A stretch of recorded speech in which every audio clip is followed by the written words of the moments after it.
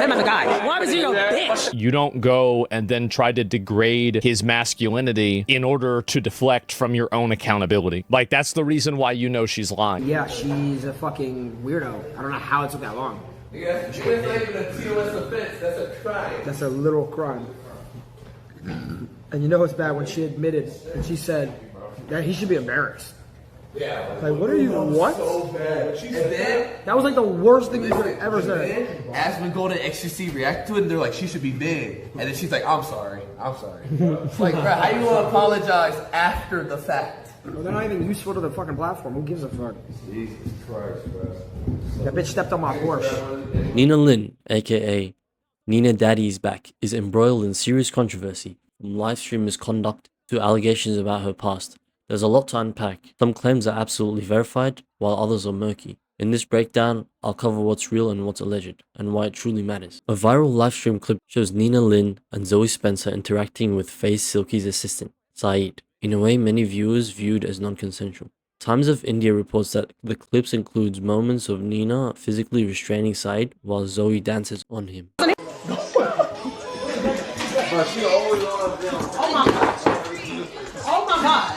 Saeed. Hey, come here. I got you. Saeed, come here. Zoe, you can't. Zoe, you can't. 23. No, He's consensual. no, he's not consenting. Yes, he is. He's not even saying nothing. He likes it. Yeah, give. Oh, no. I don't think he wants to. Yeah, stay right there. Stay right there. Stay right there. Stay right there.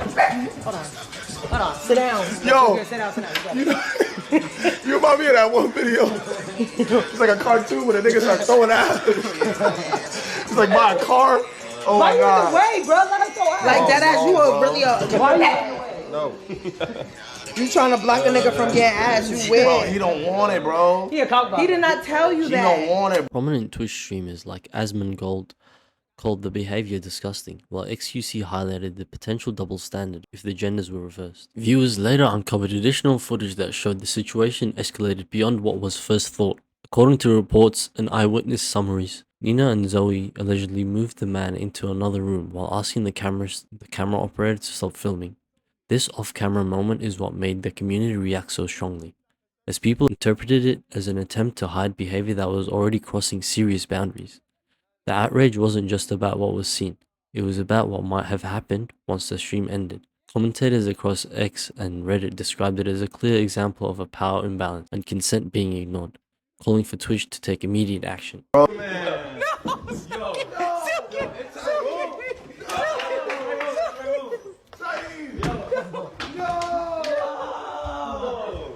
Nah, they got it, bro. Take all this off. Take it off. Hey, yo, cut the cameras, cut the cameras.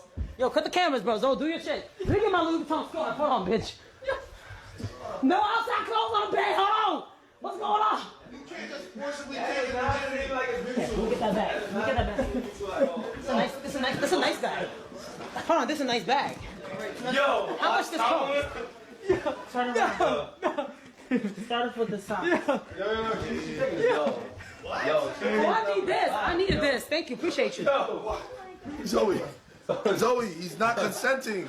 He's not consenting. At first, Nina tried to claim nothing inappropriate happened, even saying that nobody said stop, as if that somehow made everything better. But then, the full uncut footage dropped, and guess what? You can clearly hear Saeed saying stop and trying to pull away. That moment completely shattered her credibility. It went from being a weird clip, an obvious violation of boundaries. Even worse, after the clip blew up, Twitch didn't immediately do anything. The ban only came after public outrage reached the boiling point. In her initial apology, Nina stated, and I quote, "Who wants to walk around being called that? That's embarrassing for him as a guy." So what if he says, I feel like you did some shit wrong? No, so the whole Saeed thing, no one essay Saeed. That's why today I was actually looking for Saeed. I was going to talk to him and be like, you definitely felt disrespected as a person. Me, I take accountability what I do. If you dead ass felt disrespected, I didn't know. So you gotta let me know. If you did, I will always apologize. I mean, that's just normal people. But for him to walk around and say all that crazy shit, you never think about what Saeed's thinking too, though. Like, who wants to walk around being called that? That's embarrassing for him as a guy. When Nina finally addressed it, she said she genuinely thought it was a joke. That's her actual quote. She said she didn't realize it was wrong and that she thought everyone was having fun. But that's the problem. She only said that after the internet exploded. It came off like a desperate PR move to try and save her career. It came off like a desperate PR move to try and save her career, not a genuine apology. Everyone else who is talking about me right now, whoever creator, whatever streamer, I truly could give a fuck. I don't care. Okay, anything they say, I don't care. What happened is between me and him. I will literally talk to him, and if he doesn't want to talk, that's completely fine. Whatever happens, I'm only worried about him. I'm worried if he's okay and if his mental is okay. That's it. Because at the end of the day, the person that really got hurt was him, and it wasn't me or nothing. So I'm not really over here being like, but what about me? It's like Chad. I'm always be all right, bro. Trust me. But I want to make sure he's okay. Dead ass. Because he's been very nice. He's always been very nice to me. You know. Who are we talking about, guys? We're talking about Saeed. And this situation, what I'm talking about, has nothing to do with YBG and none of that. So I don't want to hear his name, but it only has to do with me and Saeed. And listen, I'm old enough to own up to what I did wrong. And during the situation, I genuinely 100% thought it was a joke. I just thought he was laughing, so I'm like, oh, like we all just laughing and geeking. But yeah, I see. It is wrong. It is really, really wrong. And what we did was wrong. You know, he clearly was uncomfortable with it, you know, and he was very hurt by it. So that's all that we know. But I do want to let him know, I got mad love for Saeed. Like, no matter how much or what he says about me, I do got mad love for Saeed, and he's been nothing but great. I said this 3 times already. He's been nothing but a good person to be around, always welcoming. Even after the situation, every time he seen me, like, hey Nina, how you doing? I always go, hey Saeed, how are you? Like, As people started digging deeper into who Nina really is, things got darker. An old clip resurfaced where she straight up admitted to physically and emotionally abusing her younger brother growing up. She said it got so bad, it got to the point where Child Protective Services were called. These are her words, not mine. That clip shocked people because it showed what kind of person she was, crossing boundaries and laughing about it. This wasn't you. It's a part of a disturbing pattern that's been there for years. It was deep. I've never been in a relationship, but I have relationship problems with my little brother, like really bad ones. I was trying to be like an older sister, and like, mind you, I never met him for like 6 years since we were born. So I was like 8, he was 6. That's when we first met. And I was like, I have a little brother, I didn't know that. So we met up, because I actually grew up in a foster house. And then I moved in with my real parents when I was 8. Because in the foster house, I had 2 little younger brothers that weren't biological to me, but they were autistic. I would take care of them, and because they were sped, I would take care of them more. So when I had a brother that had all the chromosomes, I was like, you should be like, okay, like you should not be acting sped. Like you can't be, you know what I'm saying? Like you gotta be like. Let's not use the word sped. He wanted a sister, right? But I was like kind of rejecting him. I've always been beat growing up, so I was never taught the right way. It was always through action. So I was really aggressive with my younger brother, and he was like 6. So I beat him until he was like 15 or 13, all the way there. And like Child Protective Services came. We had to fly to China to evade the police and Child Protective Services because they were gonna put us in foster care. And we went to China for a month, came back.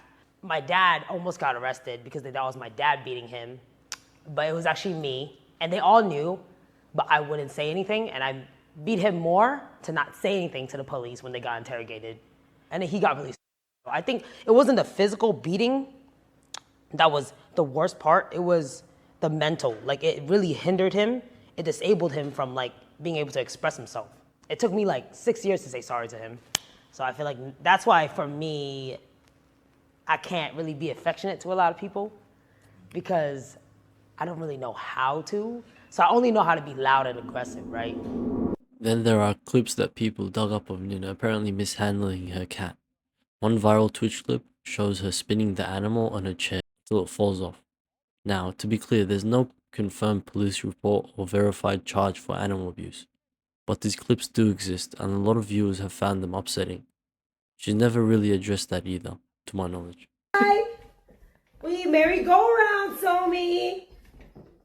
Oh no, oh no, oh no, oh no. Oh no, Somi, I'm sorry. Somi, I'm sorry. Somi, I'm so sorry, Somi. This situation also shines a spotlight on Twitch itself. Remember Twitch once banned Amiru's bodyguard for pushing away a creep fan who got too close? But in Nina's case, Twitch didn't act at all, until days after she crossed serious ethical lines live on stream. It's like Twitch has no consistent moral compass. They'll ban someone for protecting a creator, but hesitate when it comes to something that actually looks like assault. What's wild is that Nina's downfall isn't just about one incident. It's about the culture that rewards creators for being as shocking and chaotic as possible. She's the perfect example of how some streamers push boundaries because it gets clicks. But there's a line between being edgy and being abusive, and she crossed that line more than once. And that whole nobody said stop, that tells you everything about how little accountability there was in that moment. At the end of the day, this isn't about cancel culture. It's about basic decency. Nina Lin didn't just mess up once. She's shown a repeated lack of respect for others, on and off camera. And when creators like her keep getting rewarded for it, it sends a dangerous message to every young streamer out there. So maybe the real question isn't just how did Nina fall so fast? Maybe it's why did it take so long for people to stop cheering her on? I want to hear from you. Do you think Nina Lin should be permanently banned? Should Twitch change its rules around IRL content? Drop a comment below if you found this breakdown helpful.